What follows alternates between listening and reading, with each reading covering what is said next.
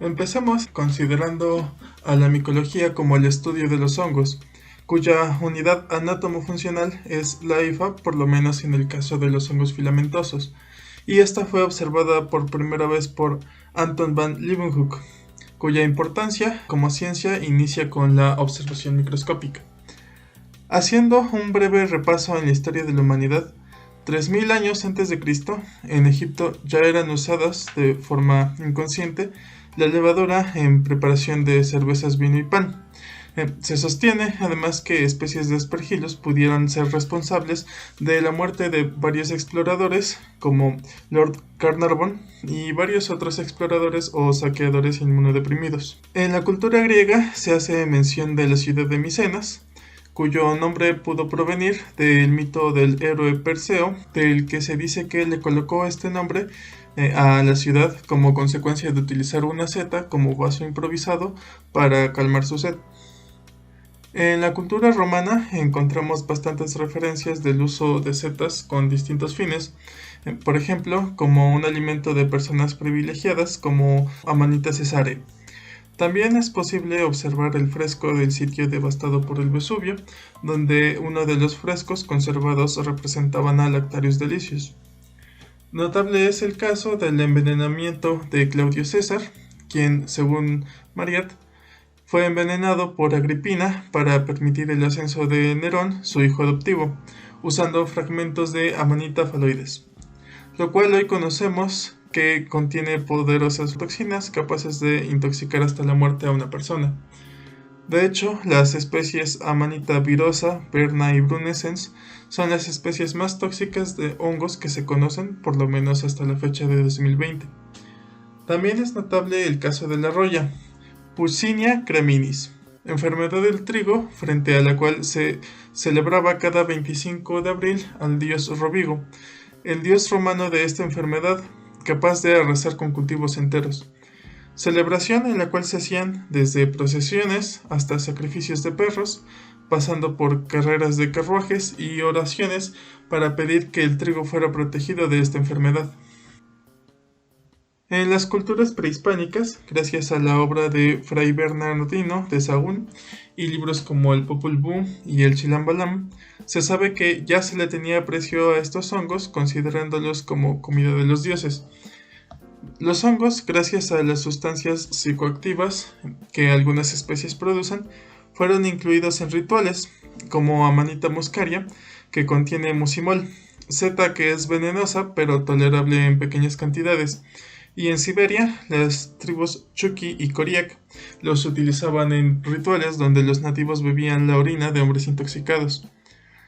Otra especie de interés histórico es Claviceps purpurea, vulgarmente conocida como ergot, la cual parasita el centeno y el trigo, causando intoxicaciones muy potentes en personas que consumieran harina o derivados de los granos contaminados molidos, por su contenido en alcaloides similares al LSD, que pueden causar alucinaciones, convulsiones, amnesia, contracciones musculares, vasodilatación y demás.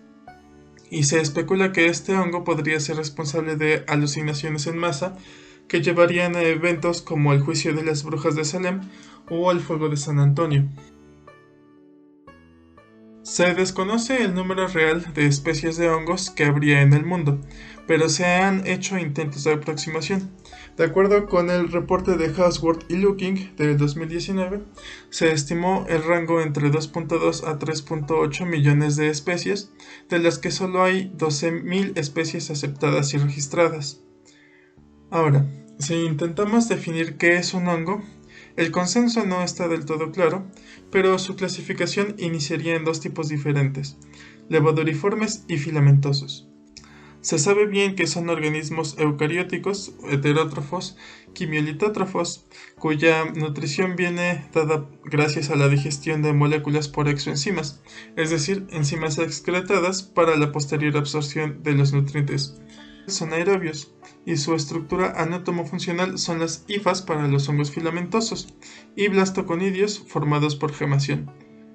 Se pueden reproducir de forma sexual mediante el uso de conidios o sexualmente por medio de esporas. Su pared celular está compuesta de polisacáridos, glucanos, mananos quitina y manoproteínas.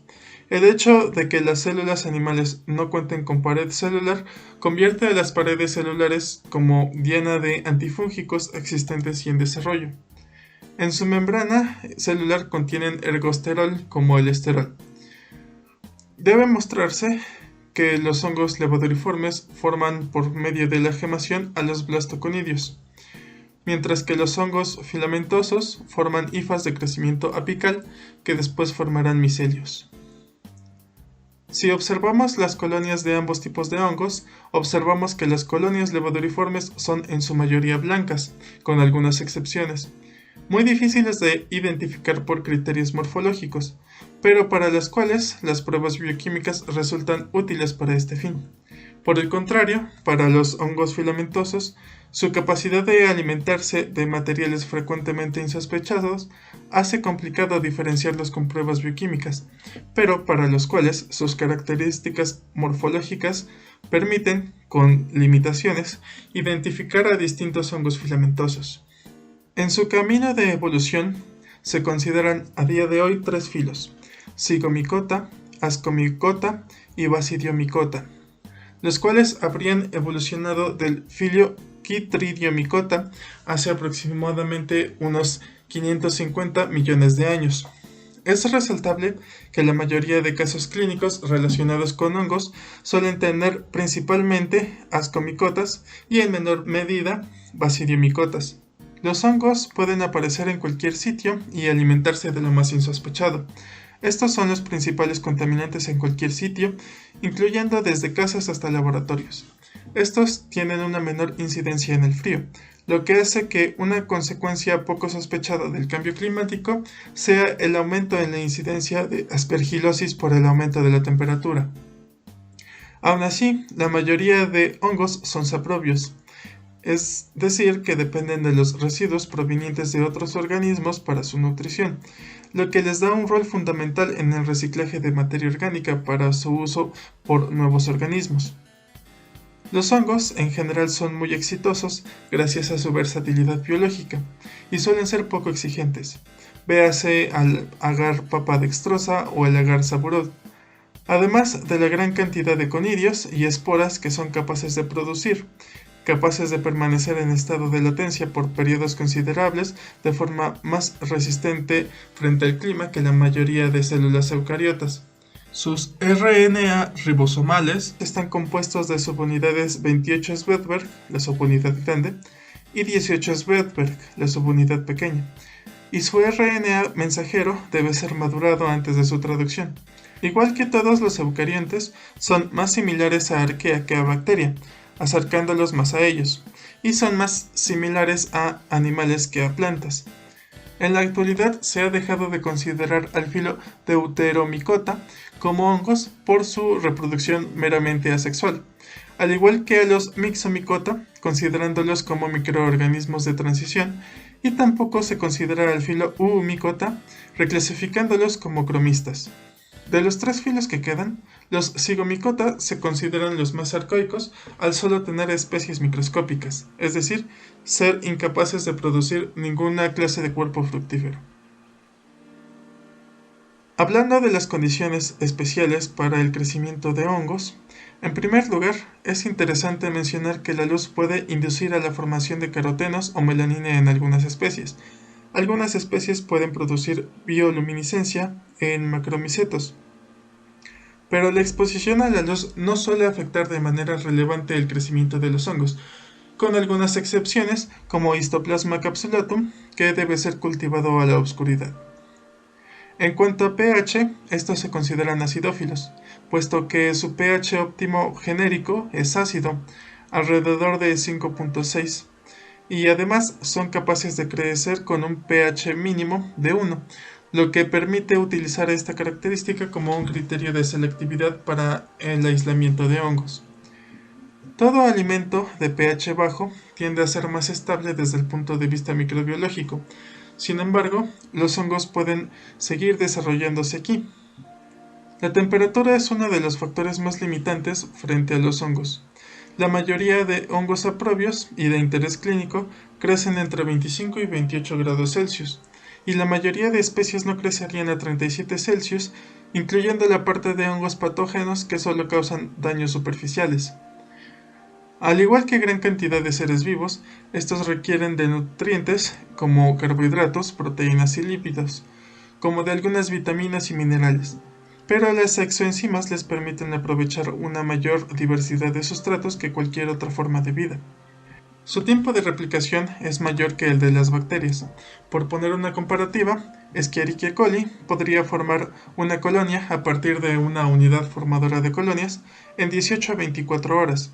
Saccharomyces cerevisiae tardaría entre 24 a 48 horas, y una especie de Aspergillus tardaría de 72 a 120 horas. Una micosis, de hecho, puede distinguirse de otras infecciones por ser crónica, por supuesto con algunas excepciones.